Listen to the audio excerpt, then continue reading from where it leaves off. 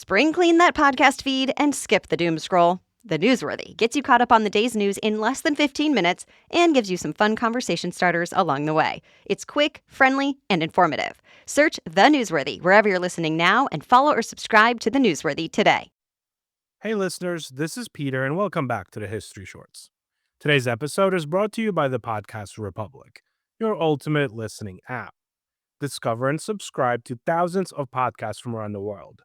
Download Podcast Republic today, available on Google Play and the Apple App Store. Today on the History Shorts. On the evening of December 11th, 1936, a man sat down in front of a BBC microphone and said something no British monarch had ever said before. He said that he could not carry out his duties without the help and support of the woman that he loved. And then he left. Edward VIII had been King of the United Kingdom, Emperor of India, and the head of the British Commonwealth for 325 days. He abdicated the throne for a twice divorced American socialite named Wallis Simpson, boarded a ship for the continent, and then spent the next 35 years as a man without a country, restless, largely purposeless, and never quite able to reckon honestly with what he had surrendered or why. The story has been told as a great romance ever since. But it is not, on close examination, a great romance. It is something more complicated and considerably more melancholy than that. Today's History Brief returns to a story from the secret lives of U.S. presidents.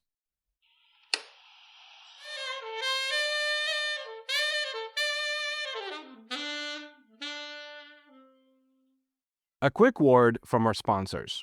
Do you have $10,000 or more in credit card debt? Maybe you're even barely getting by making minimum payments. With credit card debt hitting record highs, National Debt Relief offers real debt relief solutions for people struggling to keep up. These options may reduce a large portion of credit card debt for those who qualify. You don't need to declare bankruptcy, and you may be able to pay back less than you owe, regardless of your credit. National Debt Relief has already reduced the credit card debt for more than 550,000 consumers. So don't wait. If you owe 10, 20, or even hundreds of thousands of dollars in credit card debt, you can now take advantage of this financial debt relief as the cost of living increases. To find out how much you could save, visit nationaldebtrelief.com. That's nationaldebtrelief.com.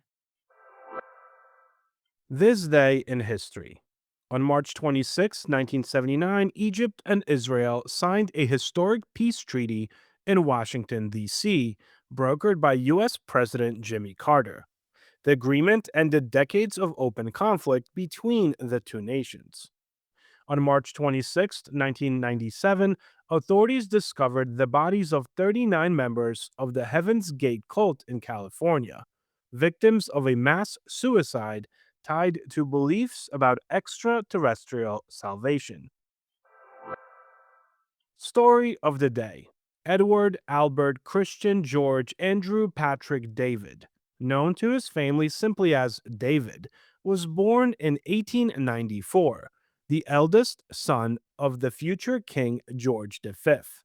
He was, by almost every account, a genuinely magnetic young man, charming, handsome, approachable in a way that British royalty rarely managed. During the First World War, he had fought furiously against being kept from the front lines. His commanders rightfully pointed out that the capture of the Prince of Wales would be a catastrophe, and his frustration had endeared him to a generation of soldiers who recognized something real in the man. In 1920s, as Prince of Wales, he was the closest thing the British Empire had to an international celebrity. He toured relentlessly: Canada, Australia, India, and the United States. And everywhere he went, the crowds were enormous. He was young, glamorous, and seemed to represent a modernizing monarchy, capable of surviving the turbulent post war world. Politicians looked at him and saw, or thought they saw, the future of the institution. What they did not see clearly enough, or chose not to see, was the man underneath the performance. Edward was emotionally immature in ways that his position had never forced him to confront. He had a long history of relationships with married women, a pattern that spoke less to romance than to a persistent need for maternal figures who could provide intimacy without the complications of equals. He had a short attention span for duty and a long one for pleasure. And he had, as the 1930s progressed, a set of political sympathies that would come to define or damage his historical reputation permanently. He met Wallis Simpson in 1931. She was an American, twice married, sharp tongued, socially ambitious, possessed of a directness that seemed to have been genuinely unusual in Edward's world. Most of the people around him told him what he wanted to hear. Wallis, by multiple accounts, did not. Whether that quality constituted love, dependency, or some combination of both has been debated by biographers for decades, without, I should mention, any resolution. By the time that Edward ascended to the throne in January of 1936, following the death of his father George V, the relationship was the worst kept secret in British establishment circles. The British press, operating under a voluntary agreement that would be unimaginable today, said nothing. The American and European press said a great deal, however. Well traveled British subjects returning from abroad came home with newspapers whose society pages contained stories that their own country's journalists were refusing to print. The Prime Minister, Stanley Baldwin, was under no such constraints. Baldwin met with Edward multiple times over the course of 1936, making the government's position quite clear with increasing directness. The marriage was constitutionally impossible. As head of the Church of England, an institution that did not at the time permit the remarriage of divorced persons whose former spouses were still living, the king could not marry a twice divorced woman. Baldwin had also quietly canvassed the governments of the dominions Canada, Australia, South Africa, New Zealand and found no support for the marriage anywhere in the entire Commonwealth. Edward explored alternatives, perhaps a different type of marriage, one in which Wallis would become his wife, but not his queen. That was actually proposed and rejected by the cabinet. Abdication began to emerge not as a last resort, but as the only available exit from an impossible position that Edward himself had created. There were those who supported him. Winston Churchill, then in his wilderness years and out of government, called for time, arguing that the crisis was being handled with undue haste, that the king deserved more space to consider his options. Churchill was shouted down in the House of Commons when he raised the matter, one of the few times in his career that the chamber actually turned on him so completely. The so called King's Party, a loose coalition of supporters that included some politicians and much of the tabloid press, briefly seemed as though it might coalesce into a genuine constitutional force. Well, it did not. The establishment held, the church held, the Commonwealth held. And when Baldwin presented the final terms, choose the crown or choose Wallis, Edward chose Wallis, with what observers described as surprisingly little anguish for a man that was surrendering an empire. His abdication speech, written with the assistance of Churchill, was a masterpiece of dignified self preservation. He spoke of duty and love and sacrifice. The listening public in Britain and around the world was moved. Many wept. The image of a king surrendering everything for the woman that he loved lodged itself in the popular imagination and has never entirely left. What that image obscured was the reality of what came next. Edward was given the title of Duke of Windsor.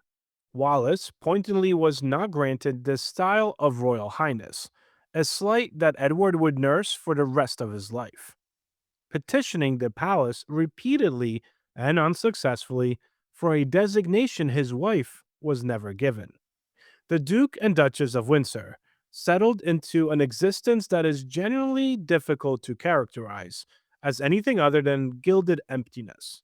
They lived in France, in the Bahamas, where Edward served a largely ceremonial wartime governorship that the British government had arranged primarily to keep him out of Europe, and then eventually they settled in Paris, in a house lent to them by the French government, where they hosted a perpetual salon of the wealthy and the titled and the curious. In October 1937, the Windsors visited Nazi Germany and met Adolf Hitler.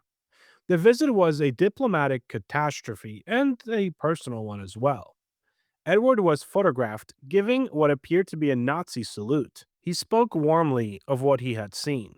Declassified documents from multiple governments have since confirmed that British and American intelligence considered Edward a genuine security risk during those early years of the Second World War. A man whose defiant sympathies and Nazi contacts made him a potential asset for German intelligence operations. The full extent of Edward's political sympathies remains contested today. But the visit to Hitler was not an aberration. It was consistent with views that he had expressed privately and occasionally publicly for years. Edward VIII died in Paris in May of 1972, having outlived most of the world that he had once stood to inherit. He had been king for less than a year. He had been in exile for 35 years. Wallis survived him by 14 years. Her final decades spent largely bedridden, cared for by staff in the Paris house, reportedly increasingly isolated and unhappy. The great romance of the 20th century ended quite quietly, without drama, in a city neither of them was from. There is a version of the abdication story in which Edward VIII was a man of rare romantic courage, someone who looked at a crown and found it less valuable than love. That version is not entirely false, but it is incomplete. The fuller version is of a man who was in many ways unsuited to the role history had assigned to him, and who found in Wallis Simpson and the Crisis of 1936 an exit that he took with more relief than grief. What, g- what he gained was a marriage. What he lost was, well, everything else. Whether he understood that, in the end, is the question he never quite answered. The History Brief. The following comes to us from Corman O'Brien's Secret Lives of the U.S. Presidents. No president has ever risen from such meager beginnings as Andrew Johnson. Born in North Carolina to a landless laborer and a washerwoman, Johnson lived in abject poverty until at 14 he was apprenticed to a tailor. After 2 years of hard work, he fled and lived on the lam, while authorities hunted him down for breaking his endangered servitude. He eventually returned to his former employer to fulfill his tenure, but was then rebuffed. Johnson then gathered up what was left of his family. His father had died when Andrew was 3, and then he crossed the mountains into Tennessee. Everything they owned fit into a two-wheeled cart hauled by a blind pony. Shortly thereafter, Johnson met Eliza McCurdle, made her his wife. She was only 16 when they were married, and then opened his own tailor shop. The rest, as they say, is history. Thank you so much for spending some time with me today and helping make this little show such a mighty success. If you are enjoying this show and would like to help with its production, you can always donate a few dollars at buymeacoffee.com or become a Patreon member to enjoy these episodes ad-free. Both links can be found on our website at www.historyshortspodcast.com. Have a great rest of your day, and I will talk to you all again tomorrow.